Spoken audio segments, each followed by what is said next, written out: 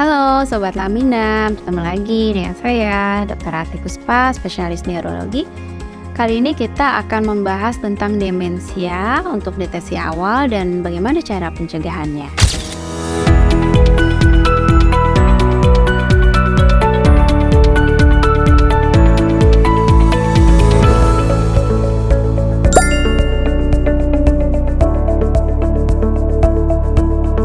Demensia itu adalah gangguan memori atau kognitif kita sebutnya pada level yang dimana dia sudah membutuhkan orang lain untuk mengatasi atau melakukan kegiatan sehari-harinya itu.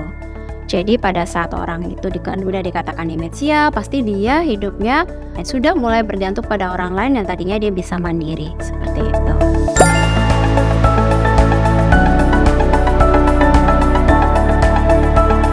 Biasanya memang itu menyerang atau terkenanya pada orang usia lanjut ya, lebih dari 60 tahun ke atas. Tetapi banyak juga yang mengalami itu sebelum 60 tahun.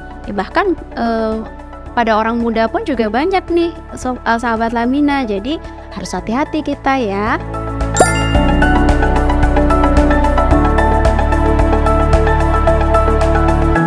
Pada saat dia sudah mengalami penurunan dari fungsi aktivitas sehari-harinya itu, dia akan bergantung pada orang lain. Bahkan untuk makan pun dia menjadi kalau misalnya kita diamkan ya, tidak kita evaluasi lebih lanjut, kita tidak memberikan obat, penyebabnya apa kita tidak obati. Nah itu akan menjadi semakin menurun, sehingga mungkin misalnya ya kemungkinan besar dia untuk makan pun dia jadi lupa nih, sehingga orang tersebut misalnya untuk makan lupa pasti akan malnutrisi, menjadi kurang gizi dan lain-lain. Bagi orang-orang yang misalnya sudah mengalami, oh kok saya banyak lupa ya seperti itu, oh kok saya jadi yang tadinya bisa melakukan itu kok jadi harus dibantu sama orang lain. Misalnya saya ngambil ATM jadi nggak bisa, kok saya nggak bisa memakai handphone saya, lupa PIN dan lain-lain. Nah, lupa naruh barang ya itu cepet-cepet aja dideteksi gitu. Karena apa? Supaya kita tidak terlambat untuk mengatasinya, seperti itu.